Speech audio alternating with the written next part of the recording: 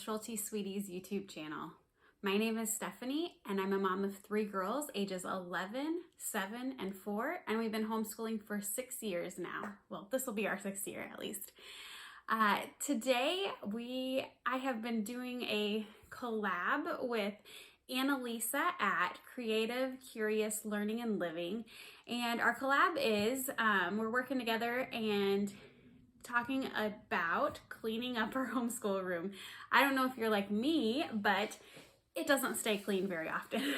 We are not minimalist here, so we have a lot of stuff and it always piles up and takes over our homeschooling desks, especially during craft time and things like that. So in this video, you're actually gonna see me cleaning 2 different times. I was able to get our schoolroom clean and pretty good when we had some friends over for my oldest daughter's birthday, and I got it really great and videoed some of that footage, and then it got messy again. So today I went back and cleaned it up, and it wasn't too bad, but still we had piles on our desk, probably from some of my videos, and then some of the other my other girls were doing some crafting. So we are not always the greatest at picking up, especially at the end of the day. I'm like, oh, I would just rather go relax than to clean up our messes. So hopefully this year I can work on that a little bit more for our girls. So this is the video, and I'll talk a little bit about some of my organization things that I have. I am not the greatest at being organized yet, but this is real life. So, but just some of the tricks that I have learned, the tips and things that I've learned just through the years and what we have for our space. I know I like to see other people's spaces.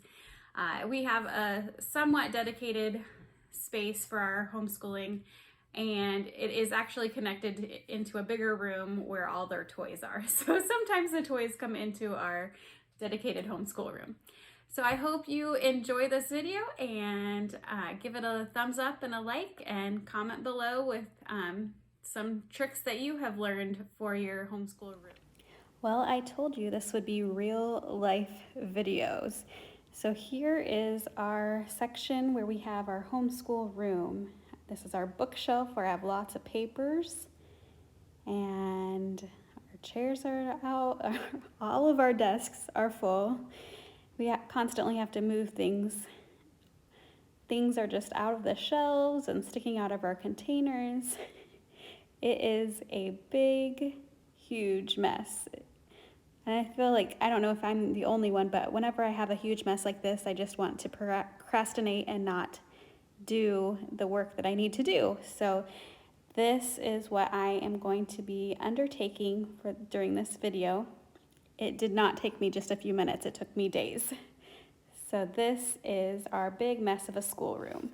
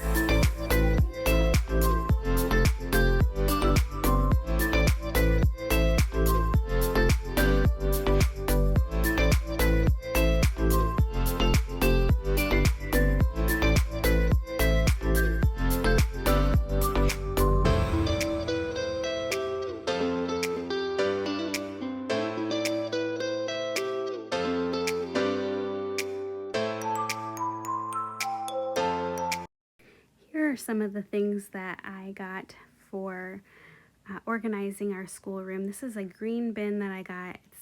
They had other colors too, but it's pretty long and most books fit in it pretty well, except binders. At least this binder doesn't fit in very well, so I stack it on top usually. But my little girl, that's 4, and then her sister, that's 7, both have these and can just stack their books in after they use it and clean off their desk.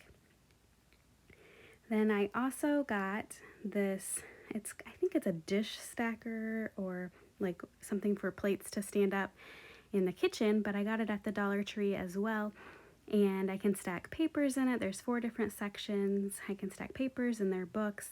And so this is for myself and my oldest daughter, and I really like this.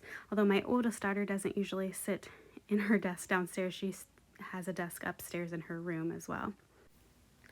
I got this little pen spinner. I think I've used it for utensils in our kitchen as well. But I got this a few years ago and have really liked having it in our basement for the pencils and different tools. We have rulers and scissors, and I even keep a pair of pliers for when I'm doing binding of their school books, and it spins around, and so I really like having this. This is a bookshelf that I got from IKEA, and we use this mainly for our craft supplies. I have these canvas cloth cubes that they have there, and they're only usually about $5 or $6, and they are huge and very sturdy, good quality, and I have them all over our house. But we have different art supplies like yarn and different things in each of these. I have a container for paint, a caddy. I have these small little boxes for pens and crayons. I try to sort them out, but they all just get thrown in together, so I just try to keep them in there as much as I can and close the lids and set them on this shelf. We have a couple of shelves that aren't the greatest with coloring books as well. And then I have this small little shelf that we just keep extra curriculum that we might be using, but not a daily curriculum. We keep in this little shelf. And we have a small little dresser where I keep extra school supplies, just extra glue sticks and things. Our bookshelf we try to keep color coded, but it doesn't always stay that way. And then I have another one of these small boxes with things that I've printed that I know are in there. And then we have the milk crate for extra binders and paper packets that haven't been opened yet. Then we will come over here. I have a cart, and I have file folders set up and have paper sorted out. So if the girls want to grab a construction paper or a piece of white paper, they know where to go, and that can be for them. They've sorted out all the colors of the construction paper, and then they have paper that they've painted that they can use for crafts because they're constantly crafting. Then underneath we have a shelf for like extra supplies like readers and things that they can, flashcards and things. And then I have a plastic drawer set over here that's not very organized, and it doesn't even shut very well, but I have my like binding things that I need and extra ink for our printer and laminating pages and things like that. So over here I have another shelf that's IKEA brand, but we got it from a yard sale. I have those drawers for extra storage, and then for art supplies usually, and then extra books, and then on top I have some book bins that we can put our extra books. Thanks again for joining me today. I hope you saw some tips and tricks from me that you might want to implement in your schoolroom, and I would love to hear some tips and tricks from you as well. Don't forget to check out Annalisa's channel at Creative Curious Learning and Living, and I'll link below her video on her organization tips and tricks. Thanks.